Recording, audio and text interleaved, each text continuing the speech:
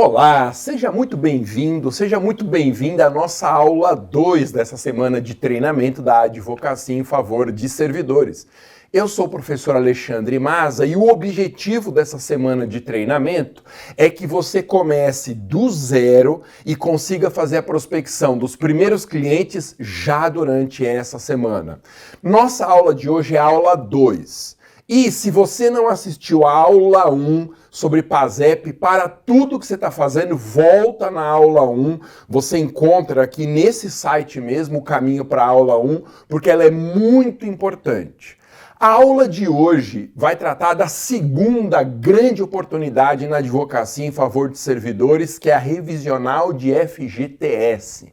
Essa ação está tornando muitos advogados milionários, porque ela serve também para empregados da iniciativa privada. Bom, nós temos 3 aulas nessa semana aqui e elas vão ficar disponíveis apenas por alguns dias. Então, se programe para assistir a aula de hoje inteira e a aula 3 também. Então, são 3 aulas que você não pode perder. Elas vão sair do ar já nesse final de semana. Lembrando ainda que nós estamos começando do zero mesmo. E eu estou te ensinando as melhores oportunidades para você virar o jogo na advocacia defendendo servidores públicos. Bom, para quem que serve essa nossa semana de treinamento? Então, em primeiro lugar, para quem está no começo da carreira da advocacia, não sabe direito como fazer esse início, ter bons resultados, esse treinamento é para você.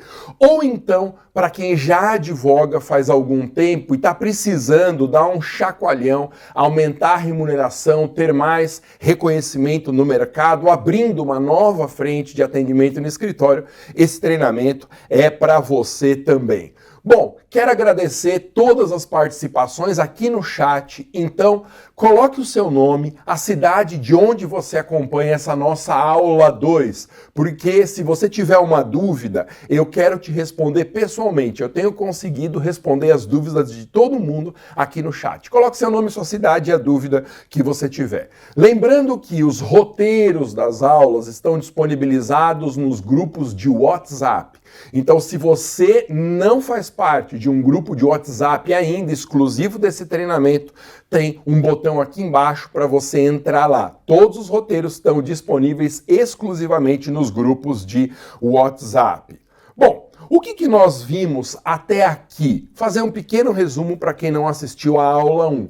Por que advogar para servidores públicos? Bom, a quantidade de servidores públicos no Brasil é enorme. Nós temos 11 milhões de servidores na ativa e mais 10 milhões de servidores públicos aposentados. É um mercado absolutamente espetacular de mais de 20 milhões de potenciais clientes. E por que advogar para servidores tem tantas vantagens? Primeiro, quando a gente advoga para o servidor, a outra parte é a fazenda pública. E a fazenda pública ela não pode ocultar bens.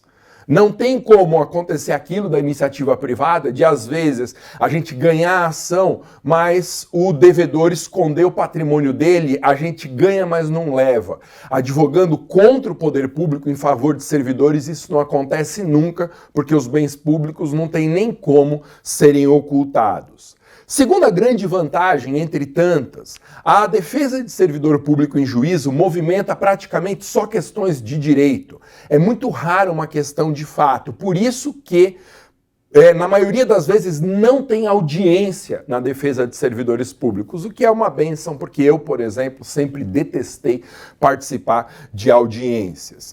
Muitas dessas causas, terceira vantagem, elas têm dispensa de contestação e de recursos, ou seja, a Procuradoria sabe que ela vai perder em todas as instâncias, então atos normativos das chefias das procuradorias vêm liberando os procuradores que não precisam contestar ou recorrer em muitas das causas da Fazenda. E aí fica muito mais fácil e rápido a gente ganhar a demanda. Outra vantagem muito significativa é que as oportunidades na defesa de servidores, elas são escaláveis. Ou seja, com o mesmo material, a gente consegue advogar em uma causa só para dezenas, centenas e às vezes até milhares de clientes. Isso torna a nossa advocacia escalável e assegura uma receita fixa mensal, que é o grande objetivo de quem está começando na advocacia. E uma outra vantagem muito importante também é que servidor público é um cliente que não pode dar cano na gente. É isso mesmo. Se por qualquer razão o cliente servidor não pagar os honorários contratuais, a gente pode pedir a penhora desse valor diretamente na fonte pagadora. Ou seja, não tem como o servidor deixar de pagar a gente por causa dessa possibilidade da penhora diretamente da receita dele. Ok? Bom, na aula passada eu falei muito rapidamente sobre PASEP. Tá? PASEP é uma outra ação revisional de muito impacto também, chamada de a causa do século na defesa de servidores. Mas você pode estar se perguntando, ô Masa, será que esse nicho de servidores é para mim mesmo?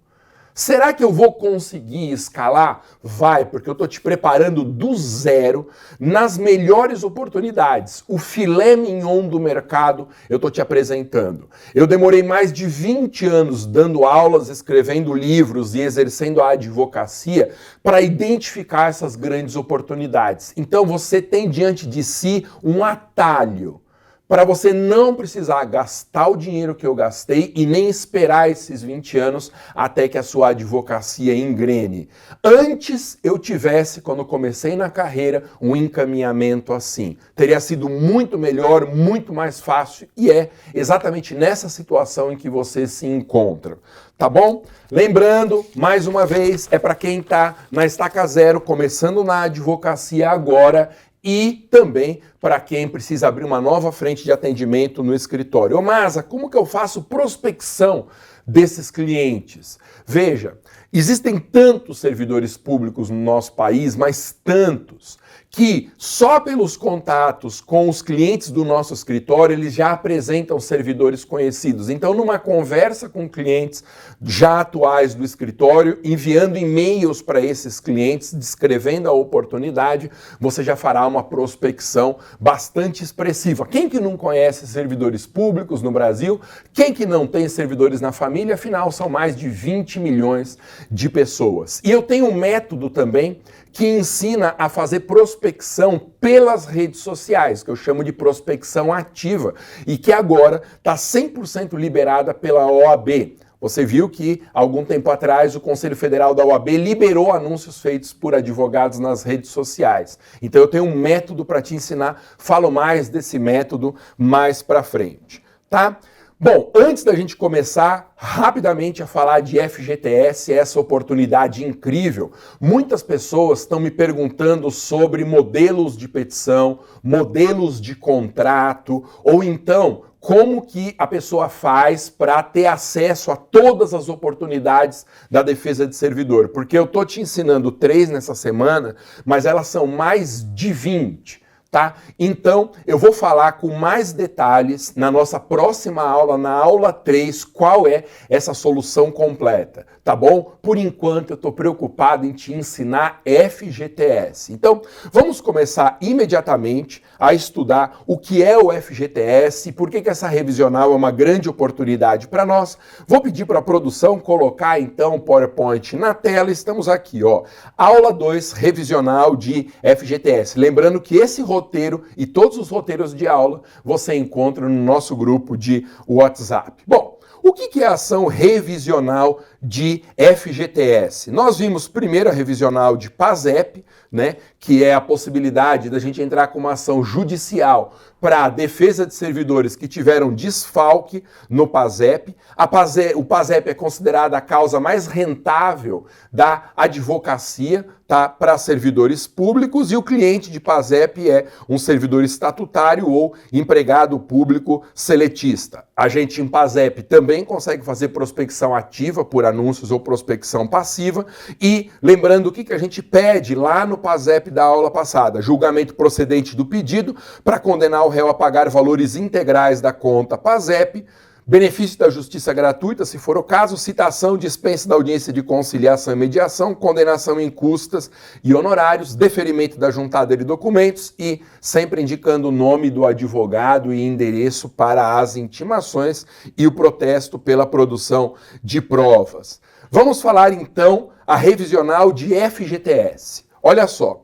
O que nós teremos nessa aula de hoje? Eu vou resumir a oportunidade, vou falar do potencial econômico, vou descrever o perfil do cliente, a estratégia para a solução do problema que o cliente tem, qual é o polo passivo e a competência nessa demanda, como fazer a prospecção, quais são as principais objeções do cliente e como derrubar essas objeções, quanto você vai cobrar, o que você tem que pedir e quais documentos juntar. Então você vai sair da aula de hoje sabendo todos esses pontos aqui sobre a nossa segunda oportunidade. Então, o que é a causa do FGTS?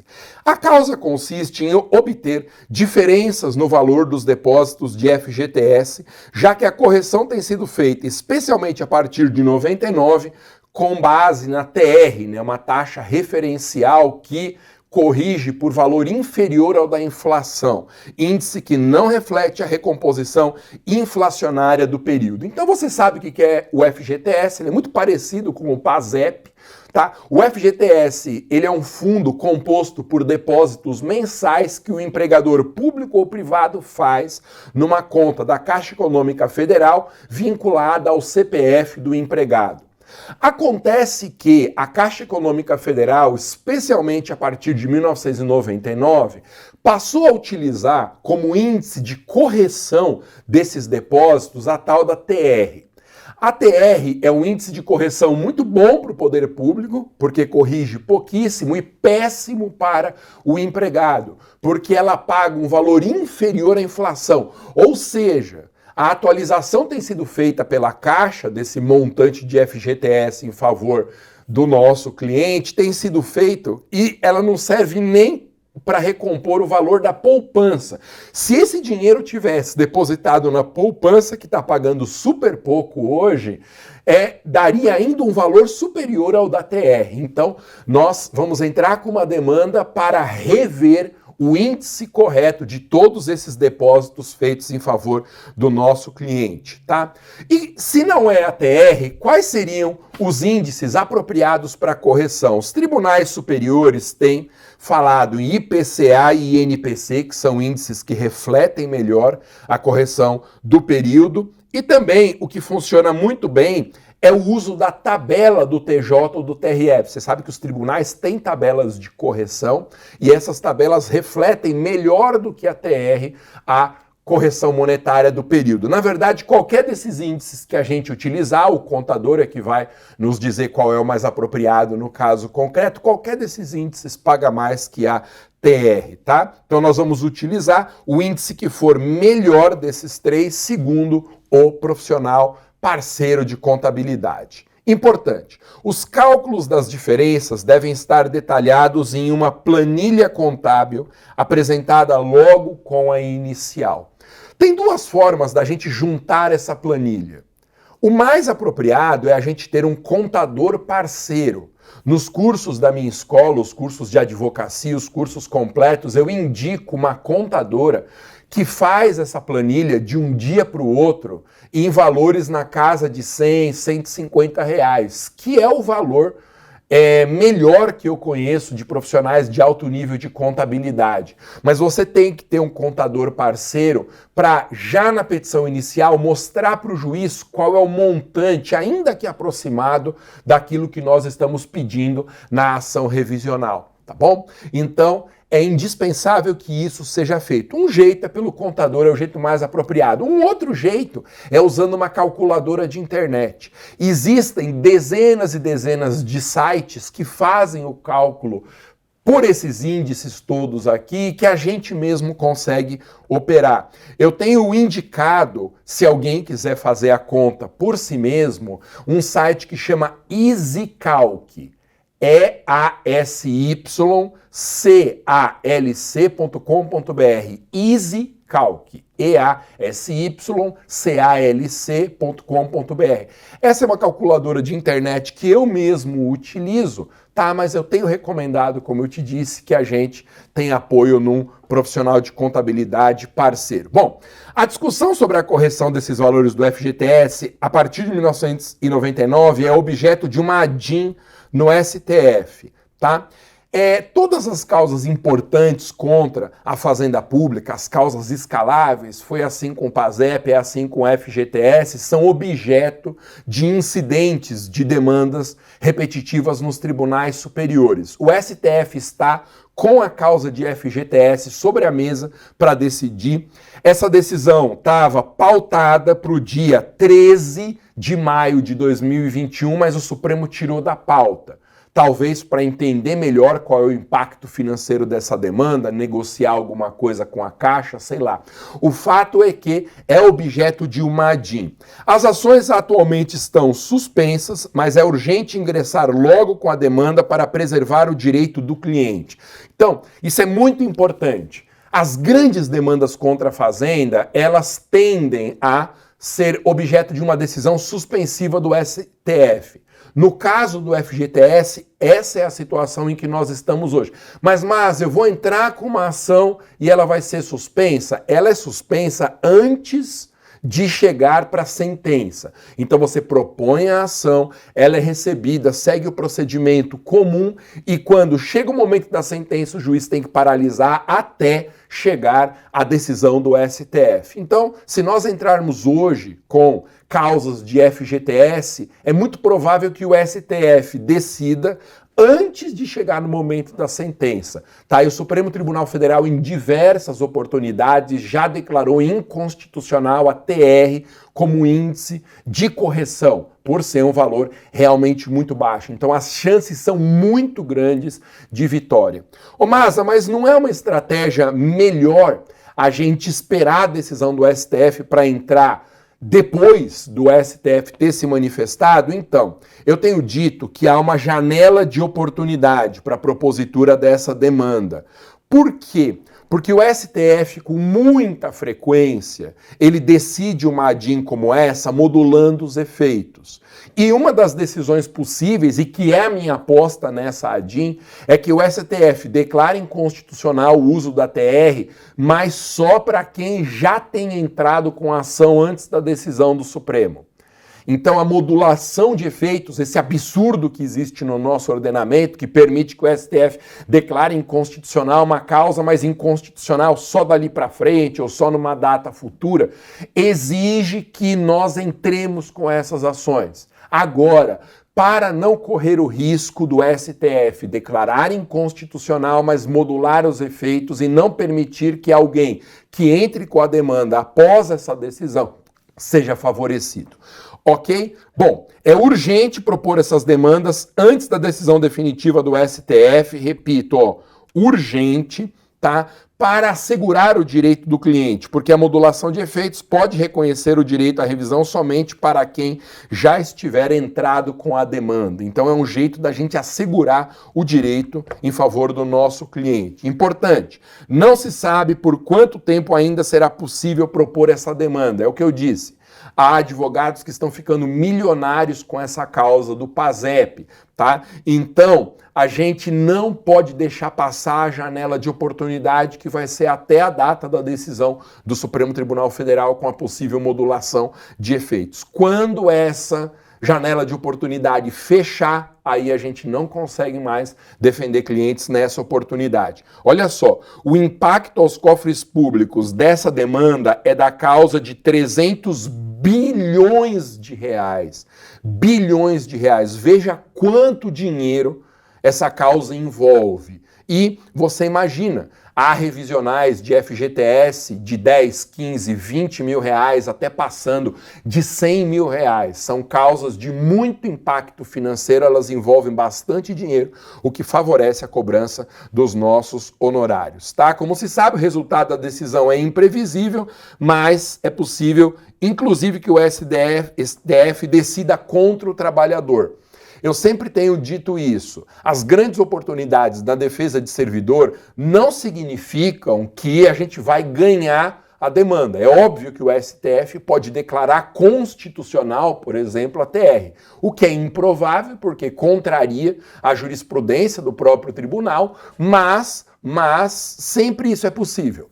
Toda vez que o cliente marca uma reunião com a gente, ele sabe que aquela ação não necessariamente vai ser ganha. Tá? Então não precisa ficar batendo na tecla. Se o cliente perguntar, olha, tem chance da gente perder, nunca prometa resultado. Nunca diga para ele que a chance de perder é zero. Mas a gente tem que ser honesto, abrir o jogo e falar, olha, chance de perder sempre existe, mas é improvável, porque já há precedentes do próprio tribunal. O importante é que o cliente sinta segurança na reunião, porque é só isso que ele quer antes de assinar o contrato. Não fique você batendo na tecla, falando toda hora que tem chance de perder, porque aí o cliente fica inseguro. Mas, como eu disse, sempre que o cliente senta numa reunião com o advogado, ele sabe que não é certeza absoluta de vitória na ação. O STF terá que se manifestar nessa ADIM pelo menos quanto aos seguintes pontos. Então veja o que está sobre a mesa. Se o uso da TR é constitucional ou não. Outro ponto, declarada inconstitucionalidade da ATR, qual é o índice correto? Então, o que vai ser usado no lugar? O IPCA, vai ser usada a tabela dos tribunais, o STF tem que decidir. A quem se aplica a decisão, é aqui que pode fechar a janela de oportunidade para quem não entrou com a revisional antes da decisão final da ADIM. Se a prescrição cobre os últimos 5 anos ou 30 anos, porque há essa questão também, se discute qual é o período que pode ser pleiteado de revisão de FGTS. Há a possibilidade, inclusive, do STF dizer que o prazo é de 30 anos, ou seja, a gente entra com a ação hoje, pode pleitear a revisional dos últimos 30 anos, se é que o cliente está há tanto tempo assim, ou no serviço público ou na iniciativa privada, porque lembra que essa oportunidade se aplica também à iniciativa privada. Tem que decidir se a declaração de inconstitucionalidade irá retroagir ou não. Então esses são os pontos que estão sobre a mesa para o STF decidir. Qual que é a minha opinião a respeito do que virá na decisão do STF? Qual que é a minha aposta? Então eu, Maasa, aposto que será declarada inconstitucional a TR, porque é a decisão mais coerente com a jurisprudência do STF, mas beneficiando somente quem já tiver entrado com a ação até a data da decisão final do STF. Por quê? Porque aí o STF vai ser coerente com a jurisprudência dele, declara inconstitucional mesmo, porque a TR não reflete a perda inflacionária do período, mas só vai beneficiar quem já entrou com a ação, porque aí o impacto não vai ser tão grande assim, porque para cada 100 trabalhadores ou empregados públicos, apenas 1 ou 2 entraram com a demanda. Então isso diminui o impacto do julgamento procedente sobre os cofres públicos federais. Bom, vamos aprofundar um pouquinho mais. Qual que é o potencial econômico dessa causa? A causa de FGTS tem casos relatados pela nossa contadora de valor da causa superior a 70 mil reais, sendo a média entre 10 e 20 mil. Há relatos na internet de demandas que, de revisão de FGTS, ultrapassam cada uma delas 200 mil reais. Mas você pode contar entre 10 e 20 mil reais o valor da causa, na maioria das demandas, não sendo raro chegar a esses 70 mil. Eventualmente pode ter uma até maior. Há relatos da internet, eu nunca vi, mas tomara que apareça uma causa desse valor para você. Bom, nós temos que mandar, antes da propositura da ação, um extrato analítico para o contador saber se vale a pena propor a demanda. Há situações em que o valor de revisão do FGTS é muito baixo. Tem causas de 500 reais, 1.000 reais, é raro acontecer, mas tem de 500, 1.000 reais. Então, quando a gente manda para o contador esse extrato analítico que a própria Caixa disponibiliza, a gente consegue pegar até por um aplicativo, já vou te dar essa dica, tá? Tem um aplicativo de FGTS, a gente, durante a reunião com o cliente, pega o celular dele ou diz para ele baixar o aplicativo de FGTS, ele lança os dados ali e já vem o extrato analítico. A gente pega esse extrato, manda para o profissional de contabilidade só para verificação de qual é o valor dessa demanda, tá bom? Claro que a decisão cabe a você, se você quer pegar até uma ou outra oportunidade dessa de valor mais baixo, mas eu tenho recomendado que causas de valor inferior a R$1.000 a gente não pegue, tá? Porque não vale o esforço. Bom, onde que a gente consegue esse extrato analítico? Pode ser pela internet, o endereço é esse aqui, eu coloquei no roteiro que está no grupo de WhatsApp, tá? caixa.gov.br/extrato-FGTS. Tá, mas é possível também, como eu disse, utilizar o próprio aplicativo exclusivo de FGTS. Muito bem. O que mais que a gente tem que saber sobre essa demanda? Qual que é o perfil do cliente?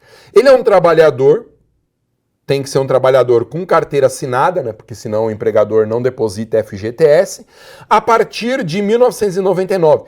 Por que que eu não estou tratando do período para trás de 1999, porque antes de 1999, a Caixa Econômica Federal aplicava um índice que era mais próximo do índice da poupança. Então, é muito difícil discutir antes de 1999. Então, para que o nosso cliente tenha direito a essa revisional, ele tem que ter uma carteira assinada em algum momento após 1999. Não precisa ser o período inteiro, ele pode ter trocado de empregador várias vezes, tá? Mas só faz sentido essa revisão se o indivíduo tem um vínculo formal ou já teve de 99 para cá. Lembrando, isso se aplica a todos os trabalhadores da iniciativa privada com carteira assinada e se aplica também a empregados públicos seletistas concursados, tá?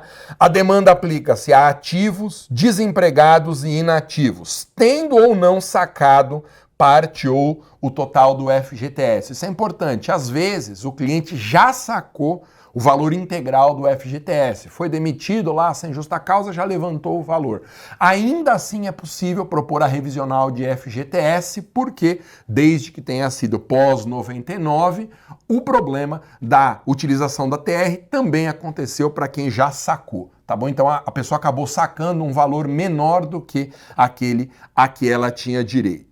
Se o cliente ainda não tem direito ao saque do FGTS, pede-se a atualização dos valores, mas não o levantamento. Isso aqui é um detalhe importante.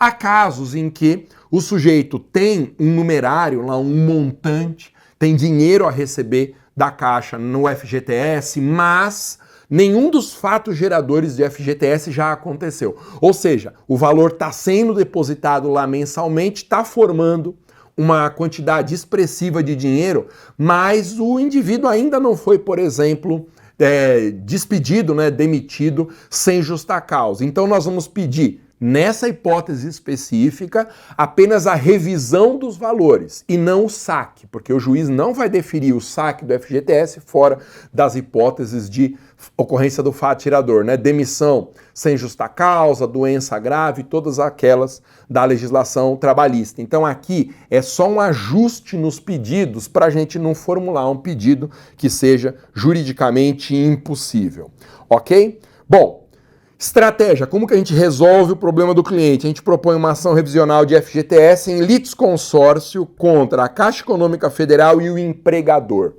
Aqui é uma manha para a definição do polo passivo. A Caixa Econômica Federal ela é apenas gestora do FGTS. Ela não faz depósitos. Quem faz depósitos é o empregador. Então, pode acontecer de, além do desfalque por aplicação da TR, haja também um problema de pagamento a menor do FGTS. Por isso que eu gosto de sempre incluir o empregador. Então vamos supor que seja um indivíduo que trabalha numa montadora de veículos. A ação vai ser contra a Caixa junto com a montadora. Se for um empregado público e ele trabalha nos Correios, a ação vai ser contra a Caixa Econômica e os Correios, os dois réus, tá? Num litisconsórcio passivo. Ah, mas se o valor tá lá na Caixa, por que a gente não entra só contra a Caixa? Porque aí o contador vai ter que dizer pra gente se o problema é específico de correção monetária ou se tem também depósitos a menor. Então é mais fácil acionar o empregador junto com a Caixa para que a Caixa não venha dizer assim, ah, a questão foi com o empresário que não depositou os valores corretos, eu sou apenas uma gestora. Isso torna o raciocínio mais apropriado, diminui o risco da gente ter problema com definição do polo passivo da demanda. Agora, se o contador falar que os depósitos foram feitos corretamente, que a questão é apenas de inaplicabilidade da TR, tá? Aí não precisa colocar o empregador, aí vai só contra a Caixa Econômica Federal, tá? O polo passivo dessa demanda envolve uma certa polêmica, como eu disse, tá? Quem que tem que figurar no polo passivo? Discute-se de quem é a responsabilidade pelas correções inadequadas do FGTS. O mais seguro é ingressar contra a Caixa e o empregador, como eu já disse. Ah, onde que é proposta essa demanda? Cuidado, hein? Como essa demanda envolve, tá? Envolve a Caixa Econômica Federal, que é uma empresa pública, a demanda é na Justiça Federal. Então, mesmo que eu acione a Caixa Econômica junto com o empregador privado, Caixa Econômica junto com o Estado, Caixa Econômica junto com uma autarquia, sempre a demanda será na Justiça Federal, porque a Caixa Econômica é uma empresa pública da União e empresas públicas federais demandam e são demandadas na Justiça Federal. Então eu vou endereçar para o excelentíssimo senhor doutor, juiz federal da Tracinho Vara Cível da Seção Judiciária D. Tá bom? Não mande para a justiça comum. Outro detalhe importante, se o valor da causa for inferior a 60 salários mínimos, a competência passa a ser a da vara dos juizados especiais federais. 99% das demandas de FGTS, de revisional de FGTS, tem o valor da causa inferior a 60 salários mínimos. O salário mínimo aí está na casa de R$1.000, 1.000 e pouquinho, então na sua cabeça você pode pensar assim, se o valor da causa for inferior a 60 mil reais, aí é mais fácil ainda, porque não vai para uma vara civil, vai para uma vara dos juizados, em que a ação é julgada muito mais rapidamente, tá bom? Então atenção, quando a gente define o valor da causa, porque isso pode mudar a vara competente. Como que a gente prospecta clientes de FGTS? Então, a gente coloca hoje posts informativos sobre FGTS na internet.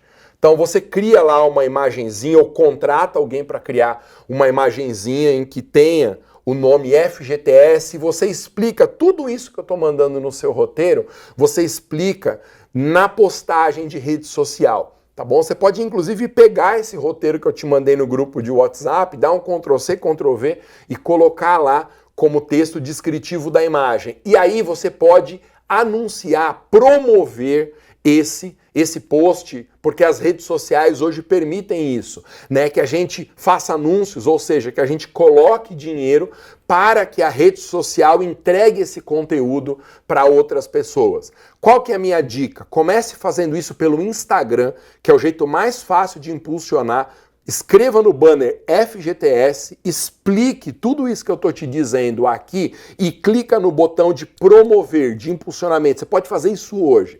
Aí o Instagram vai pedir que você vincule um cartão de crédito, né? E ele quer saber quanto que você está disposto a gastar. Coloque sempre o valor mínimo por dia, que está na casa de R$6. Com R$6 por dia durante um mês, que é um investimento super baixo, é inferior a R$200, você consegue entregar esse seu conteúdo para mais de 40 mil pessoas. É impressionante, né? Mas com R$6 por dia você atinge em um mês mais de 40 mil pessoas que vão ler no celular que o FGTS precisa de uma ação revisional tal. E aí, quando você tiver que dizer quem são essas pessoas que você quer impactar, coloque pessoas da sua cidade. Então as redes sociais, quando a gente programa o valor do investimento, o impulsionamento, ela vai querer saber para quem que você quer que eu entregue. Aí tem uma marcação lá de local, você digita o nome da sua cidade e diz assim, ó, Instagram, Facebook, eu quero que você mostre essa postagem só para pessoas da minha cidade. Aí você vai ver a quantidade de retorno que você terá. Você coloca no finalzinho da mensagem lá um endereço de e-mail ou até pede para a pessoa mandar uma mensagem direta pela própria rede social e aí é só marcar os agendamentos de consulta. Não coloque cidades distantes de onde você está, porque é mais fácil prospectar pela rede social quem está aí perto de você, para até facilitar a entrega de documentos, assinatura de contrato. Não há necessidade nenhuma de entregar esse conteúdo para o Brasil todo, se você pode resolver aí na sua cidade mesmo. Eu tenho casos de alunos dos meus cursos completos de advocacia na escola que não dão conta de atender tanta gente, tanto cliente que aparece, tá? Tem alunos que estão com mais de 1000 causas propostas nesses poucos meses aqui de treinamento e de curso completo, tá? Então se prepare porque vai ter muito atendimento mesmo, tá? No post você fala sobre direito à fruição dos prazos, tá? De benefício, e tem também aquela prospecção passiva, como eu disse para você, aquela em que a gente manda um informativo para os clientes atuais, manda por e-mail, tá? Dizendo qual que é a possibilidade de propositura da demanda, e aí os nossos próprios clientes atuais, eles vão indicar essa possibilidade para conhecidos, para parentes. Essa causa, ela afeta praticamente a população ativa inteira do nosso país. Então, só com o disparo de e-mails você já vai ser procurado, acredite, por muita gente do seu escritório. Então, prospecção ativa, a gente paga para a rede social anunciar. Prospecção passiva, a gente anuncia para os próprios clientes já por meio de e-mails. Bom, quais são as principais objeções de um cliente que senta na reunião com a gente para decidir se vai ou não fechar um contrato para a gente advogar nessa revisional? Lembra, toda vez que o cliente sai da reunião sem nos contratar é porque ele teve uma objeção que a gente não derrubou. Objeção é um obstáculo que o cliente tem na cabeça dele à nossa contratação. Então, qual que é a melhor estratégia? A gente já identificar as principais objeções dessa demanda e já ter na cabeça memorizadas as formas de você derrubar a objeção. Então, eu vou te dizer aqui quais são as principais objeções que o cliente tem na cabeça dele e quais são os argumentos para derrubar essas objeções. Primeira objeção e clássica, tá?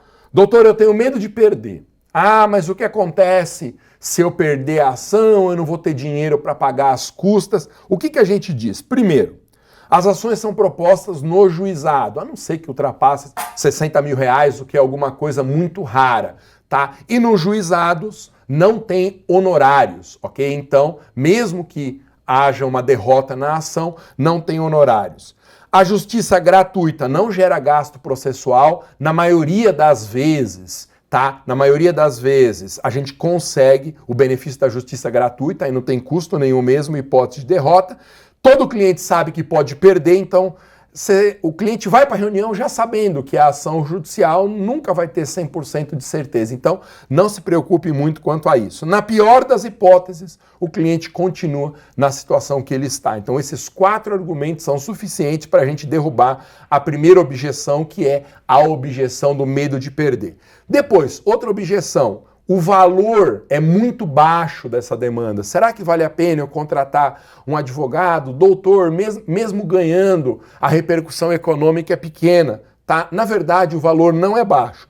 Se a gente somar as diferenças pretéritas mais a majoração mensal dos próximos depósitos, o valor é bastante alto.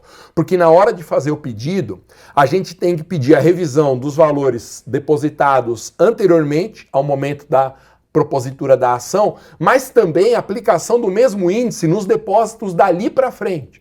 Então, muitas vezes o cliente, ele visualiza só o dali para frente, fala assim, ah, vai ser uma diferença muito pequena, só que tem um retroativo. Ou então o cliente pensa só nos depósitos retroativos, fala que não vale a pena, mas dali para frente também essa correção se aplica, tá? Então, se somar o pretérito mais o futuro, sempre vai dar um valor bastante expressivo. Outra objeção muito comum no demanda como essa é que o sindicato vai entrar com essa ação às vezes até o sindicato da categoria já entrou com essa demanda e o sindicato sempre cobra um valor muito baixo, menor do que o que a gente cobra. Eu vou te falar sobre cobrança daqui a pouquinho, tá? Como que a gente derruba essa objeção? Primeiro, nós temos que mostrar para o cliente que ações coletivas propostas por sindicatos são uma roubada. O próprio cliente sabe disso, né? É muito mais barato, mas o barato pode sair caro. Por quê? Porque ações coletivas propostas por sindicatos, elas são demandas genéricas, que nunca individualizam a situação de cada um dos trabalhadores, tá? Então o que o sindicato faz é entrar com uma ação para favorecer todo mundo e depois, na hipótese de ganhar uma ação como essa, cada trabalhador vai ter que entrar com um pedido específico na hora de execução da sentença, individualizando tal. E o fato dessa ação ser proposta para a média dos trabalhadores faz muita diferença. Por isso que o valor é mais baixo. Só que você sabe, ninguém é obrigado a aderir a ações coletivas de sindicato. Tá bom? Então a gente mostra que são ações genéricas, o barato pode sair caro. E por quê? Primeira razão para o barato sair caro numa ação coletiva. É uma demanda, a demanda coletiva, quando a gente entra, adere a uma ação proposta pelo sindicato, que chama muita atenção do judiciário. Não é para menos, né? Há ações coletivas aqui em São Paulo propostas por associações sindicais que envolvem mais de 500 mil trabalhadores. Você imagina uma causa com esse potencial, chega no judiciário, o judiciário acende uma luz vermelha lá, porque é um impacto muito grande na hipótese de derrota da fazenda pública. Então, as ações individuais, elas passam no meio de um estouro de boiada. O judiciário nem vê direito à ação individual, mas essas coletivas chamam muito atenção, o que reduz a chance de um julgamento procedente. Outra coisa, chamam muita atenção também das procuradorias. Tá? As procuradorias que vão fazer a defesa da fazenda pública, sempre que aparece uma ação coletiva, eles têm órgãos especiais, procuradores muito experientes, pela mesma razão, são demandas que envolvem um impacto financeiro muito grande. Então, chama a atenção do judiciário e da procuradoria. Produção, minha caneta caiu aqui, se puder me ajudar, eu agradeço, tá? Terceira razão pela qual a ação coletiva de sindicato muito obrigado, é uma roubada. São ações genéricas que não levam em conta as peculiaridades de cada caso, nem o cálculo, né, do valor individual para cada cliente. Outra forma de derrubar a objeção das ações sindicais é que, de qualquer forma, o cliente vai ter que contratar um advogado. Por quê? Porque quando uma ação coletiva é julgada procedente, na execução da sentença, cada favorecido tem que entrar individualmente para apresentar qual é o tamanho do respectivo direito, qual que é o montante a ser recebido.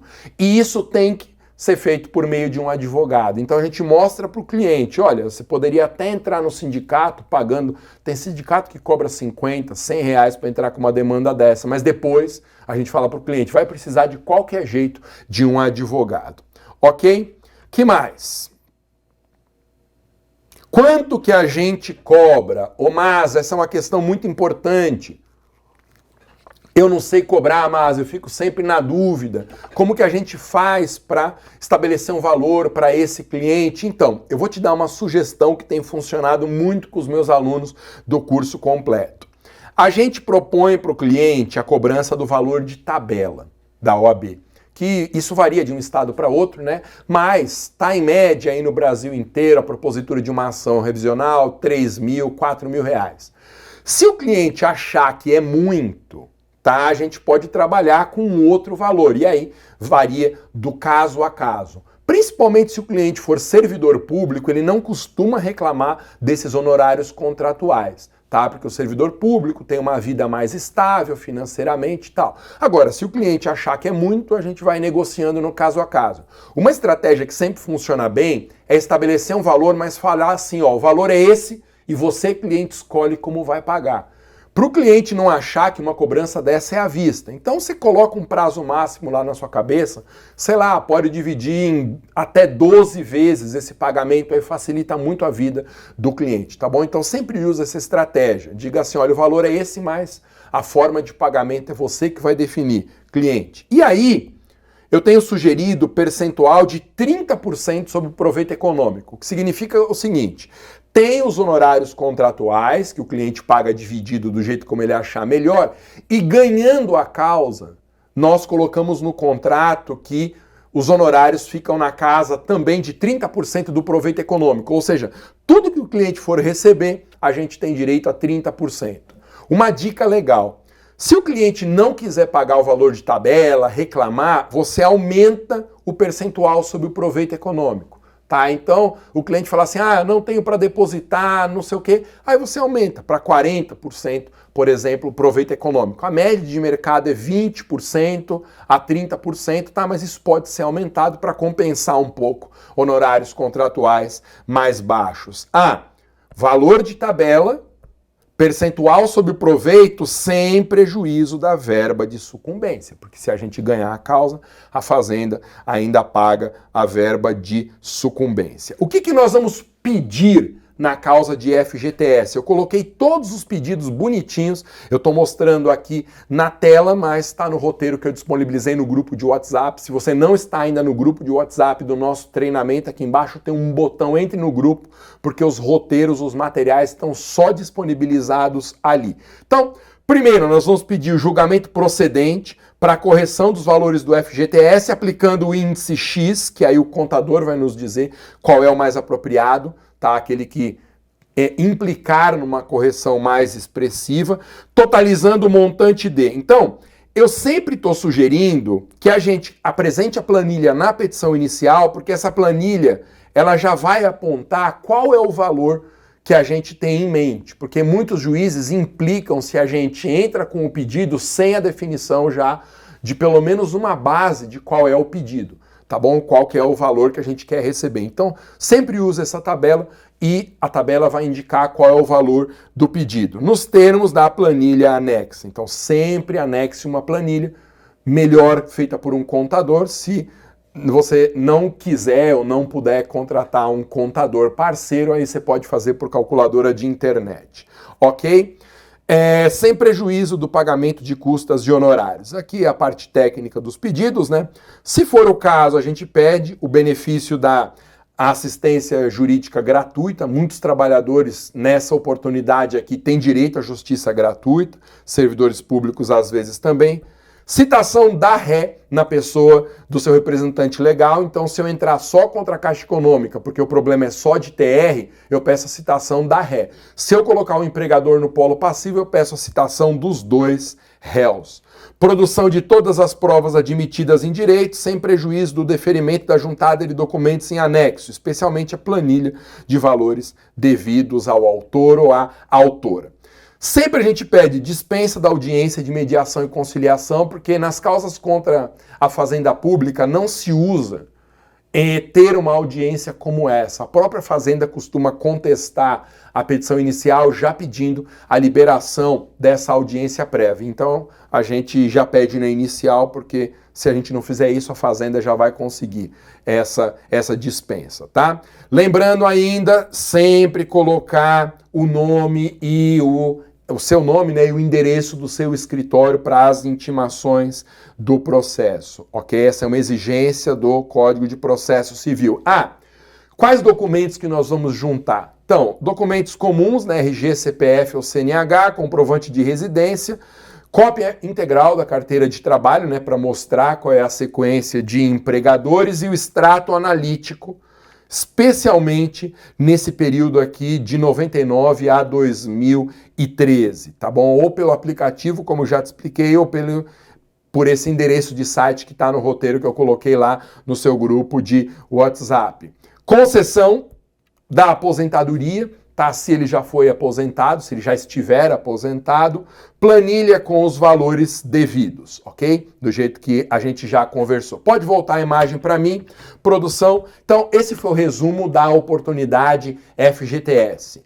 Muitas pessoas estão perguntando aqui no chat como que elas fazem para ter acesso às 20 oportunidades de negócio, para ter acesso a petições iniciais, modelos de contrato. Então, olha só. Eu tenho um curso completo Advogue para Servidores. Nessa semana aqui, eu estou te ensinando 3 das melhores oportunidades. Mas além dessas 3, eu tenho mais 17 grandes oportunidades num curso completo cujas matrículas vão abrir segunda-feira agora. Nós vamos ter uma janela de matrículas só da próxima segunda até sexta-feira. Uma janela de matrículas de 5 dias, ok? Na próxima aula eu falo com mais detalhes de como funciona esse curso completo, como que vai ser o processo de matrículas.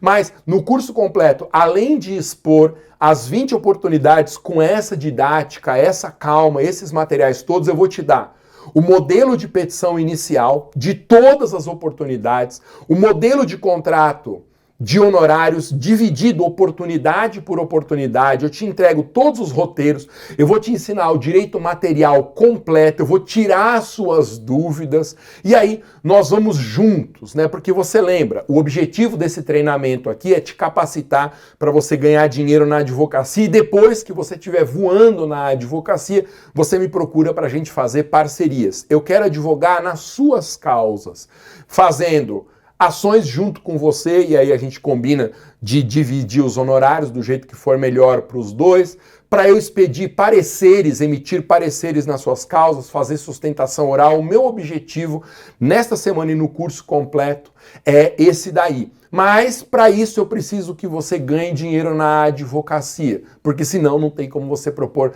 parcerias. Então no curso completo eu apresento a solução integral para você virar a mesa na advocacia, atingindo uma estabilidade financeira e reconhecimento no mercado, defendendo os servidores públicos. Mas eu prometo que na próxima aula, imperdível a aula 3, hein? Eu vou falar sobre defesa de concurseiros, como que a gente faz para forçar judicialmente a nomeação de concurseiros em cargos públicos. É uma oportunidade incrível, porque o mercado é de 50 milhões de concurseiros no Brasil. É um mercado absolutamente fantástico. O mercado de PASEP é enorme, de FGTS maior ainda, mas nenhum mercado se compara ao dos concurseiros, e os concurseiros fazem parte do nosso nicho defesa de servidores públicos, tá bom? Então a próxima aula é absolutamente imperdível e não deixe de participar do grupo de WhatsApp. No finalzinho da próxima aula eu te explico tudo sobre como vai funcionar a matrícula do curso completo e como que é a estrutura em que eu o organizei. Não perca em hipótese nenhuma a aula 3. Lembrando que as aulas vão ficar disponíveis apenas por alguns dias. Ficou alguma dúvida ainda? Coloca aqui no chat que eu pessoalmente vou esclarecer essa dúvida para você. Não perca a aula 3, tá bom? Eu coloco o link lá no grupo de WhatsApp. Até mais, tchau.